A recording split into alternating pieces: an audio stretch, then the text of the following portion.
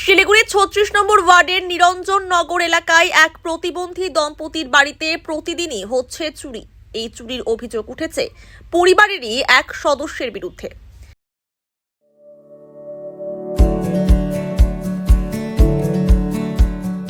Pampered, not just a hospital, but a mother. New life fertility centre আধুনিক চিকিৎসা ও বিশেষজ্ঞদের সহায়তায় আপনার স্বপ্ন পূরণ করতে প্রস্তুত। নতুন জীবনের স্বপ্ন সত্যি করতে আজই যোগাযোগ করুন। নতুন জীবনের সূচনা এখানেই। জানা গিয়েছে অঞ্জলি সরকার ও তার স্বামী দুজনেই দৃষ্টিহীন। লটারি বিক্রি করে কোনো রকমে সংসার চালান তারা। রোজ কাজ শেষে বাড়ি ফিরে এসে দেখেন ঘরের অনেক কিছুই নেই। চাল ডাল থেকে শুরু করে বিভিন্ন প্রয়োজনীয় সামগ্রী চুরি হচ্ছে। অভিযোগ, অঞ্জলি দেবীর এক ভাইপো নিয়মিত বাড়িতে বন্ধুদের ডেকে নেশার আসর বসায় এবং সুযোগ বুঝে ঘরের জিনিসপত্র চুরি করে নিয়ে যায়। প্রতিবাদ করলে তাদের উপর শারীরিক অত্যাচারও করা হয় বলে অভিযোগ। এই বিষয়ে আশিঘর ফাঁড়ি এবং ৩৬ নম্বর ওয়ার্ড কাউন্সিলর রঞ্জনশীল শর্মাকে জানানো হলেও কোনো পদক্ষেপ নেওয়া হয়নি। বর্তমানে দিশেহারা অবস্থায় দিন কাটাচ্ছেন প্রতিবন্ধী দম্পতি। এই ঘরে থেকে চাল টাল অনেক কিছু চুরি টুরি হয়। তারপরে আমি বাড়িতে থাকি দেখে আমাকে দেখতে পারে না কেউ। এই সামনে ঘরে বলে জায়গা বাড়ি কিনা নেগা থাকগা, আমরা যখন জায়গা বিক্রি করব তখন আসবি, হ্যান ত্যান অনেক রকমের কথা আমাদেরকে বলে। চুরি হয়, হ্যাঁ, একে মারো। আবার একদিন বাটাম দিয়ে বাড়ি দিছে। তারপরে একদিন বাটাম দিয়ে বাড়ি দিছে, সেদিনকে সাইকেল দিয়ে ধাক্কা দিছে। এই যে পায়ের মধ্যে লাগছে, বলতে পারে কিন্তু যে না একটু সরে যাও বা কিছু। বিয়ে করছে পর থেকে একে দেখতে পারে না, এই ঘরে দেখতে পারে না। মেন অভিযোগ ওই যে জিনিসপত্র যে লুটপাট করে নেয় প্রত্যেক দিনই। হ্যাঁ, এখন তো ঘরের জিনিস কিছুই নাই, সব তো শেষ। এখন তো কিছু নাই, এখন তো কয়দিন ধরে থাকতেছে না বাড়িতে, এখন এদিকে ওদিকে থাকে। পুলিশের কাছে গেছিলাম, পুলিশ গুরুত্ব দেয় না আমাদের। কাউন্সিলরও তাই, ৩-৪ দিন বলছি। রঞ্জনশীল শর্মা গুরুত্ব দেয় না, খালি বলে থানায় যান, থানার থেকে আবার বলে যে কাউন্সিলর কাছে যাও, এইগুলাই বলে, কিন্তু গুরুত্ব দেয় না। আর এই ঘরটা ভেঙে গেছে, এখন পারছি না ঘর করতে, এখন খুব অসুবিধা পড়ে আছে।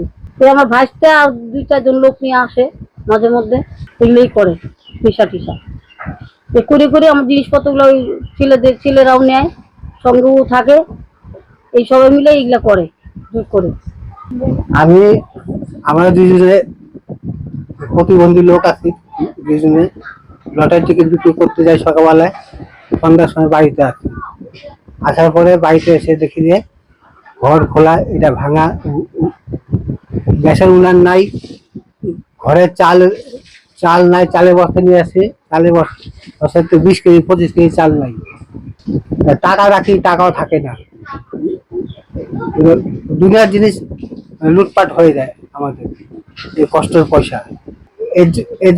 এর জন্য কাউন্সিলরকে ডাকা হয়েছে অনেকদিন, কাউন্সিলর আমাদের কথা গুরুত্ব দেয় না। থানায় গেছে, থানায় আমাদের কথা গুরুত্ব দেয় না। আমি চাই আমাদের যাতে সুস্থভাবে থাকে, জীবনযাপন করতে পারি, এটাই আমি চাই। কারা করে কি বলেই করে, আমি করছি। ওর ভাইস্তা আমি জিজ্ঞেস করি কে নিচ্ছে, একা ডাইরেক্ট বলে আমি নিচ্ছি, কি করবো, নেশা করে, হিরোইন নেশা করে। অভিযুক্তের মা জানান, ছেলে আগে ঘরের মধ্যে বন্ধুদের নিয়ে নেশা করত, তবে এখন বলার পর আর করে না। আগে মাঝে মধ্যে চুরি করত, এমনকি বাড়ি থেকেও চুরি করত। এ নিয়ে অনেকবার বলার পরও এখনো ঠিক হয়নি। কি বলবো আর এখন, আমরা তো অনেক মার ধরে অনেক কিছু করছি। ওই সেদিন শুধু ফ্যানটা খুলে নিয়ে গেছে, তারপরে আবার ওটা ওর বাবা খুব মারছে, মারার পর ফ্যানটা এনে লাগাই দিচ্ছে। ও করছে যে মানে আমি তো তখন রান্না বান্না করতেছিলাম, তো পরে আমি ঘরে যা দেখি বসে আছে, আমি বললাম কি ওখান থেকে চলে, ওরা নাই বাড়িতে। তারপরে আমি আবার ঘরে রান্না করতেছিলাম, তখন আবার ঘরে গেছি, তখন দেখি ফ্যানটা নাই। তখন আমার মনে হচ্ছে ওই চলে নিছে। তারপরে রাত্রে আসলো, আসার পরে তখন ওকে ওর বাবা খুব মারছে, মারার পরে পরের দিন নিয়ে আসছে। না আমরা মারি না, ওদের আর কি মারতাম, ওরা চোখের মধ্যে সাইকেলে ধাক্কা দিয়েছে সেটা আমি জানি না। আর কি আছে ওদের ক্ষেত্রে তো চালের খবর আমি বলতে পারবো না। সেটা বসে কিন্তু আমরা ওকে ধাওয়া দেওয়ার পরে ওরা আর আসে না।